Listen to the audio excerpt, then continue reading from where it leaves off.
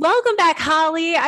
This is our first video Yeah. podcast and we haven't met in person. So I'm excited to actually have a face-to-face conversation with you. Would you like to introduce yourself for everybody who didn't get to connect with you last time? Oh my God, why'd they miss it? You're going to have to go back now.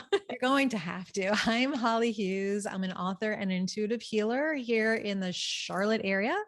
And I came up with a new tagline, which is as snarky as I am, which is I'm professional and weird at the same time.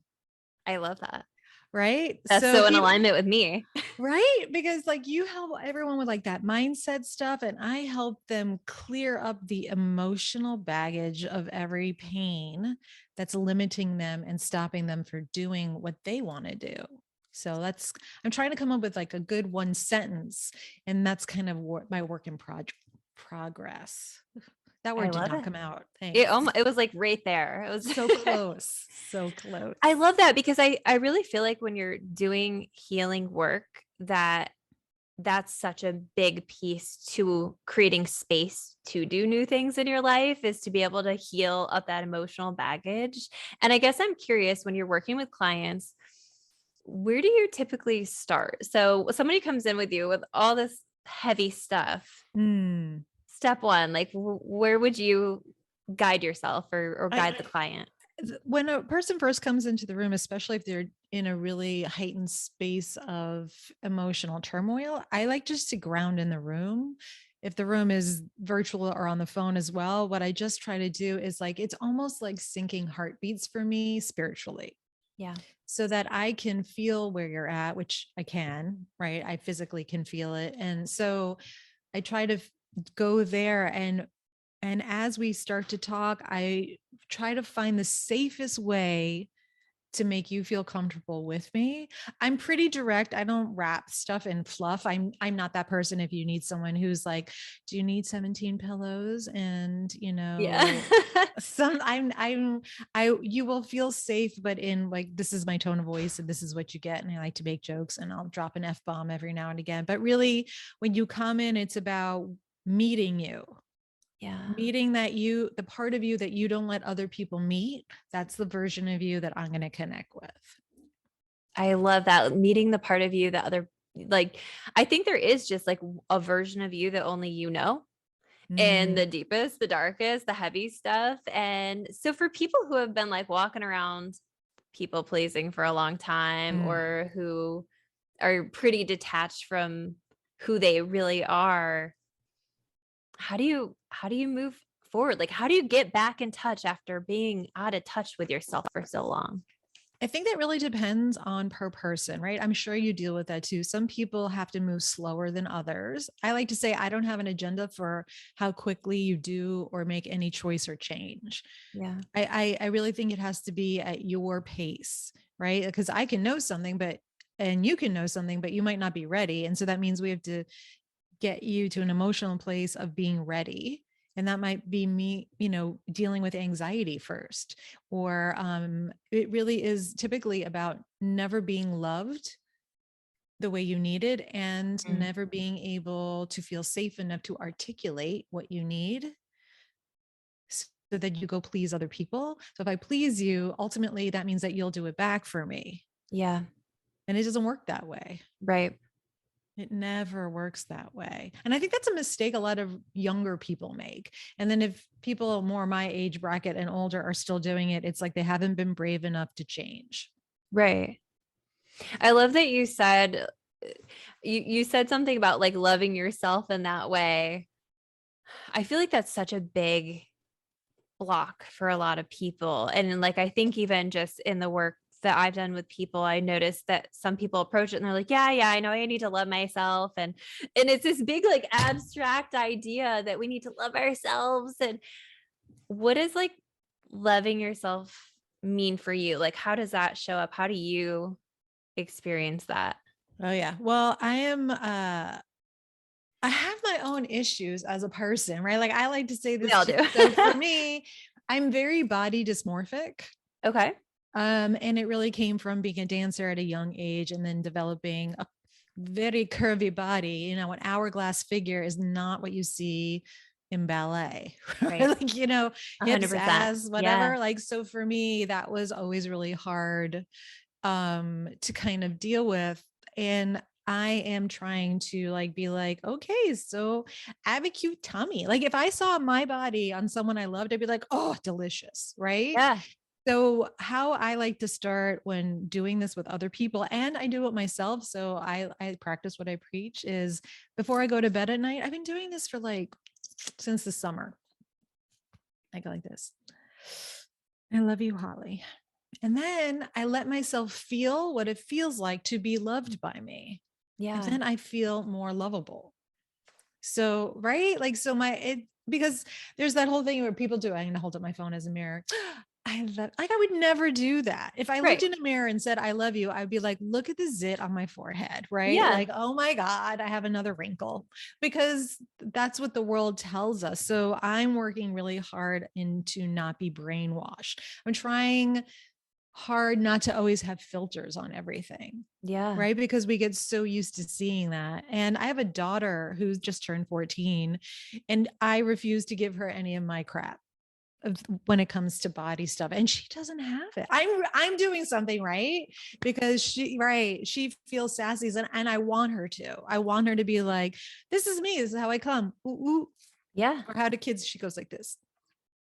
My 14-year-old's got the peace sign for days. Like that's the Oh yeah. Mm-hmm. I love that. And one thing that we don't talk about enough is that we all have those issues, like whether it's body issues or skin issues or whatever the case might be. Like we all have our own little thing that we're heightened and aware of, that we pick at and that kind of thing. One thing that I really like to do when I'm doing just like self-love practices is I actually prefer to close my eyes and just feel into the energy, because like I know at my soul level, at the purest level, shit's all good. Like it's just some Yeah. good stuff in there. But one of the things for anybody who was listening and not watching the actual video, one thing that you did that I absolutely love is you put your hand over your heart when you were talking about that. And Yeah. there's actually scientific evidence that shows that when we put our hand over our heart, it's like the same chemical receptors as getting a hug. Yeah. And so that's It just like, really works. It it, really it works. Like, does. Just like putting your hand over your heart for a second is like giving yourself a hug. And so just that intentional time of like coming within and like caring for yourself, I think is so, we don't do it enough. And so I love that you also were saying like finding a way that works for you, because some of the stuff out there, like the mirror work, I've done that in the past. There have been times where that like does totally click for me. And there's times where I'm like, this is fucking stupid. yeah, I can't, exactly. Exactly. I think, like I pray every night before I go to bed. Now, that can have all sorts of ramifications for different people, Yes. faith, religion, whatever, but I do. I do my own version of, and it's really personal. So I'm actually not going to share it because some things you can keep private in your world, but I'm basically grateful for the day. Yeah. I ask that tomorrow be better, that I do better, that there's more love in the world and less hate. And Mhm. I make sure I am grateful for me. So I think self love is like people who hide in being busy and people who are off, like not feeling great about ourselves. And I go through periods of that. I deal with depression sometimes. Like there's so many reasons why. Or if you have young children and you're just basically a snot rag for a couple of years, right? Yep. You lose your sense of self. For people, again, like maybe in their 50s and whatever, your kids are older now. And then you're like rediscovering, who am I? Who am I when I'm not just mom or just working or whatever? And parenting now seems to be extending to children in their 20s a little codependently, I gotta say, in the world. Like you gotta let them make some mistakes. It sucks and it hurts, and no, nothing life endangering or anything like that. But we did it, right? We survived those sorts of things. So love yourself enough to know that you did a good job. Yeah. I think there's like just in parenting and especially parenting with older kids. So I left my house at 17. I've been on my own financially independently all the other ways, by myself since I was 17. And so it is like confusing to me. And I like my kids almost always like we've talked about like, okay, at 18, you are going to be capable of making your own choices. And I think what it comes down to is giving other people, your kids, whoever, and this is even in relationships too, but trusting that they know what they're doing. Like, trust that they have the ability to figure stuff out, trust that they're capable of making their life. I actually got off a call not too long ago, and it was a person who's in a relationship with an addict. And at some Mm, point, it's like, how do we hand people their own power back instead of trying to fix them, resolve it for them, do it for them? Like, how do we begin to hand, as a society, really hand people their power back to trust that we're responsible for ourselves and not other people in the way that they want us to be, you know? yeah, I have a friend whose daughter went to college and didn't know how to do laundry. And Yeah. that you're not helping. That's not helping. And if their laundry turns pink, like almost every boy in college, that one time they don't know to put red in with the like whatever, it comes out pink, you survive it. I think that's the thing. Or again, my daughter's still pretty young, but if she doesn't do her homework, I ask her, do you have homework? Well, I think you have homework. Those are the two questions. And then if she doesn't do it and she gets bad grades, I guess she better learn that. She Yep. better learn that now and then deal with the guilt and whatever, because our kids have all this anxiety because they're not being given the chance to cope. Yes. They have to cope Yes. with failing and disappointing and messing up and a bad grade and a bad room and like and whatever those consequences for you and in your household that would be, that's fine. Mine is so sensitive that she spins out of control. I got to wait for her spin and her anxiety to end before I parent. And Yes. that's how it has to work here. So I just think it's a life skill. And then if your young children or young adults are always looking to you for approval, aren't they then going to set up a dynamic in relationship where they need approval from someone? And that's codependency. Codependency isn't talked about enough in those more like smaller ways, because Mm-hmm. we think of codependency as somebody who literally can't survive without another person, but when we're parenting, or even like I said, even in relationships, we have to give people their autonomy and trust for them to be able to do it themselves. And I think there's such value in fucking up. Like, there's such value in doing it wrong so you know not to do that again. There's value in the consequence of it so that you know not to do it again. So there's all of these pieces that I know I had to learn a lot of shit the hard way, Mm. being on my own so young, having children so young. Like, for me, that was sobering, but I owe my success to it. I owe my happiness and like where I'm at in my life to that. But it was a long 8 years, it was a long time of doing things the wrong way to be able to get to that lesson and be able to actually take the lesson and then grow from it. So I would love to see people really begin to hand their kids their power back. Yeah, I'd also love to like leave an option for people that whole I had this notion too. When I'm 23, I'm going to know who I'm going to marry. By the time I'll be married by the time I'm 24 to 26, first kid at 28, second at 30. But none of that happened for me that awesomely fictitious way. Yes. How about, so what if you were with someone for 4 years when you're in your 20s? Just because you spent time with them doesn't mean you need a lifelong commitment. Maybe that was your growth. Maybe that was your time to learn what an immature relationship is. Yeah. What if it was your time to learn how to say, hey, when you still go out with your buddies all the time, I feel left out. And maybe if that they can't change their behavior, they have no interest in it, then they're not your person. So time doesn't mean we've done this, so then that. Right. Right. And it's heartbreaking. You feel like a failure. All of those things are true. That's true. You're going to feel those things, but you'll survive the feeling of it and you'll make different choices after. Yeah. I love that time doesn't mean. And I think we do, as like a society, try to apply meaning to these. Oh, well, it's been, I have friends who have been in a relationship for a year and a half and it's going well. So they're like waiting for the ring. And as somebody who's been married for, we've been together almost 18 years, like, it's just like, okay, so if you're fighting about this and your bank accounts aren't merged and you don't have kids, then you have to really resolve that before, I would say, jump into that. And it's just things, it's like a time pressure of like, oh, I'm getting in my late 30s or I'm doing this and that. And Mhm. it is wild how we create meaning out of these circumstances, and we kind of jump in, and in that we abandon our intuition Yeah, and our for alignment with sure. ourselves. Yeah. Yeah. So I think it requires a whole other level of bravery. And there, like, I'm not discounting family pressure, society pressure, whatever, Yeah. whatever, but I think you can choose to do relationship how you want. It's even something, again, I go back and teach my own kid. If you don't like how daddy and I communicate, you don't ever have to be with someone who communicates like that. If we're too like, we're very blunt, right? Yeah.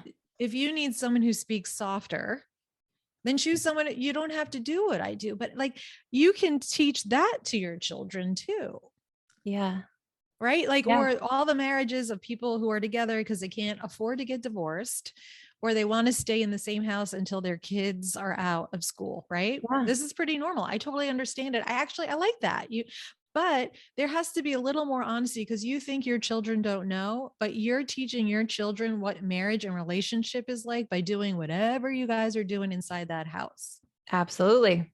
Absolutely. So Like your kids pick up on every behavior, every pattern of behavior, every style of communication yeah, interacting. Like your kids are so hyper aware of that as the basis and foundation for what they are going to expect in their future. So I love that you're, saying to your kids, if you don't like this, like demand more. yeah, Ask for do it more. Look for different. what you You can, want. yeah, I Yeah. think in general she will pick a much more emotionally forward person, and that wouldn't work for me.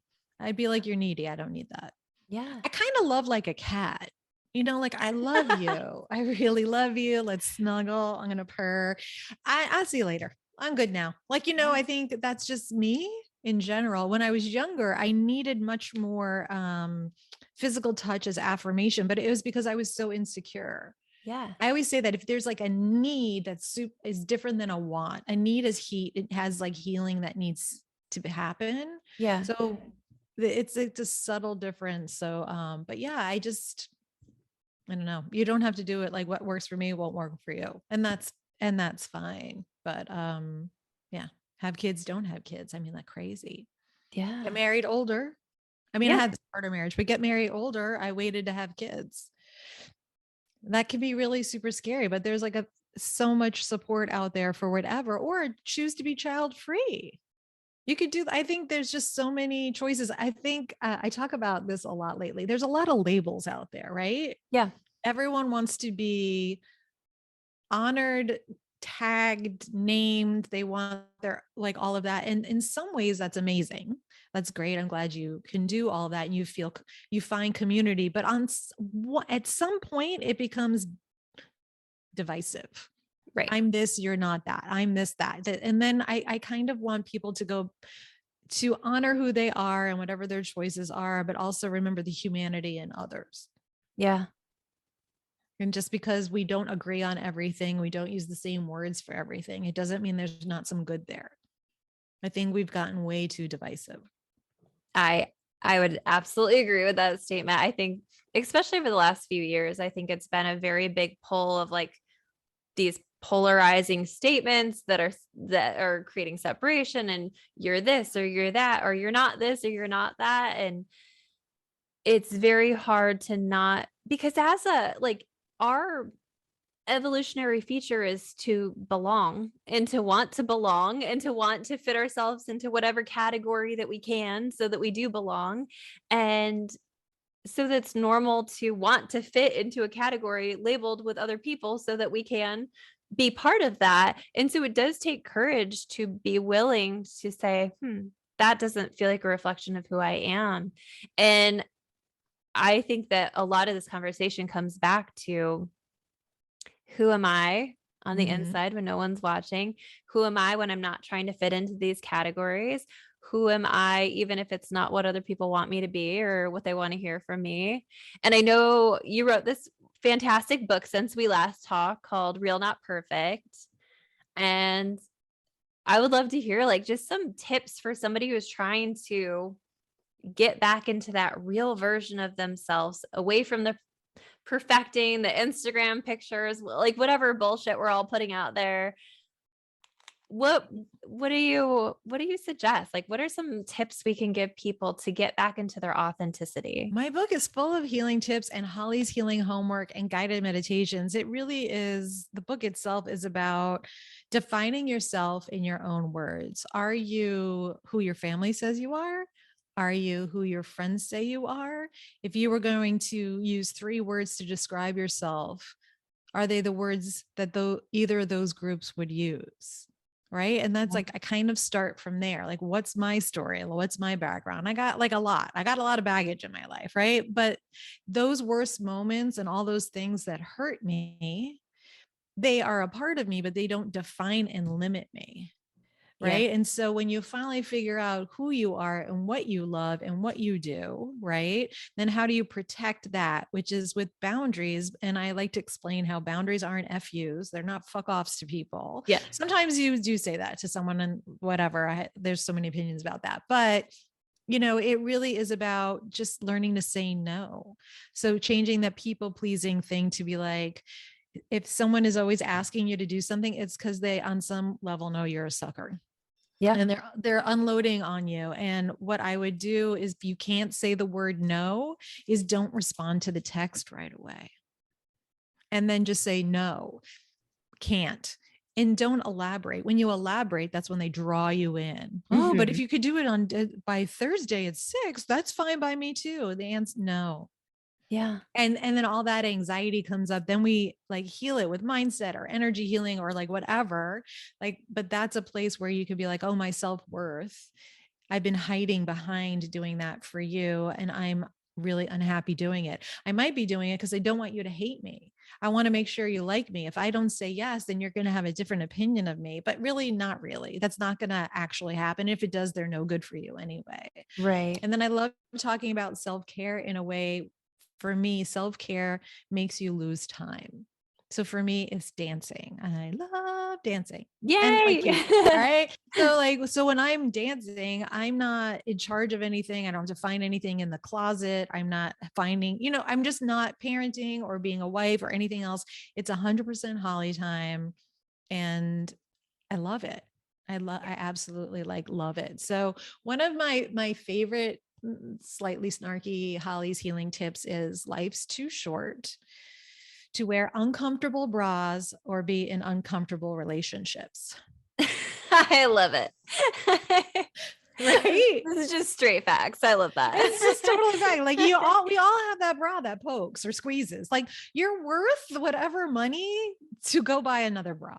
You could buy a schmancy one, or you could just go get one that works, like whatever, but you shouldn't be uncomfortable. You shouldn't be made less than in a relationship for a relationship to work. Yay. Okay, we had a total glitch. We were putting our hand over the heart, and must be like the magnetism from the energy just All the woo-woo energy made everything blow up. yes. So I would love to just kind of wrap up with you and summarize some of the things we talked about, because I thought there was just so much good stuff. If you could tell the audience just like one really good thing that you need them to know, what would you say? That's actually such a big one. I feel like I should say something super important. I No think pressure. no, there's no pressure. What do they want me to say today? I just think you're good enough now, Yes. Oh, I love that. and you'll feel better soon. Mm. Right? Because we're all on a healing journey. We all have ups and downs. The people who like to guide you as well. Like, there are hiccups. There are latent periods where everything goes quiet, usually before a growth. I feel like most people have the opportunity to look back. When I was younger, I used to look at old photo albums, but like everything's on your phone nowadays. But like, just to look back at where you were, things that are gone, things that you miss, and then you get to create what you want. And That there's was no, beautiful. oh, good, I did good. And I So think for good. me, it's the time limit. Like, I still, time is a tricky widget for me. Yeah. Well, wouldn't it be nice if it happened now? Mhm. Yeah, it would, I guess, but maybe it's not. And it doesn't mean that it's not coming. It doesn't mean that it's not coming in a better way. Yeah. We're here for the journey, not the end game. I love that I love everything you just said. It just really resonated with me. Just one thing that I always like to point out in my podcast is that just because we help people do this work, it doesn't mean we're not still healing or doing our own journey. And just even timing, like I've felt so divinely supported and so like things are clicking into place really well for me right now. But I also want to point out that I spent the whole last 6 months of last year, like, what am I doing? Am I on path? Do I, in this like little mini crisis of my own of like, nothing's working for me. So like all of those phases are relevant. All the phases in your life are relevant. And just because you're in a hermit phase, a latent phase, it doesn't mean your moment isn't coming. It doesn't mean that things won't click into place. But I knew for that period of time, I had some massive healing to do to be able to create space, like we talked about in the beginning, to be able to receive the new stuff that's coming in for me. And I had to do the fucking work, and it wasn't cute, and it wasn't pretty, and Ugh. it was a mess. I mean, The work like could be ugly. That's the okay. work That's can okay. be a little ugly. Yeah, It's an it wasn't ugly cute. cry. It I is. think Also, I think anyone like on a somewhat spiritual path or a path of growth from last June through February was God's way of telling you all the work you've done matters, but how you think it's going to show up is none of that. Right. It's not what you've been working for. Like, I know you really, I like to use myself as a reference. So for me, I had a literary agent. I did all the right things. Da, da, da. I've been building Yep. my business, yada, yada. I ended up firing my literary agent. I chose to be an independently published person. I made all of those choices that it's just like what I said before. Well, if we've been together for so long, this is what you want to do. My ego is like, I've won awards for my writing. I have Yeah. awards. Yes. So of course I should be traditionally published. Of course I should be marketed by the company. Da, da, da. No. And God said, silly girl. Since when have you done anything the way everybody else does? Right. You going to let it go? Are you going to let it go now? How about now? Should I Yep. make it harder? How about now? And I was like, okay. I gave up. I gave up. I used to be a film and TV producers, and I used to be a member of the Producers Guild. I have not lived in LA for a decade. Yeah. I just gave that up, that membership up. And it's a total but I worked 20 years to have that. Yeah. And I was like, when you let it go, you just don't know what's going to fill it up. And I think typically it's better, Right. but the letting go is so hard. It's a beast. It's a beast. And it's a process. And you were talking about this earlier, is that sometimes you'll feel like, yes, I'm doing it. I'm doing the work. And sometimes you'll be like, the work's doing me. It's not cute. So it's okay. All of those emotions, all of those feelings, all of those chutes and ladders vibes where we climb up and we slide back down, like all of those moments are absolutely important, necessary, and use them wisely, I would say, It's okay to slow down. Not like Yeah. COVID, the world is rushing. And there's freaking war going on right now, people. So my husband asked me this a lot. He's like, you keep saying the age of Aquarius, but the world is a shit show. And I was like, well, I feel like it's the darkest before the dawn. Absolutely. Yep.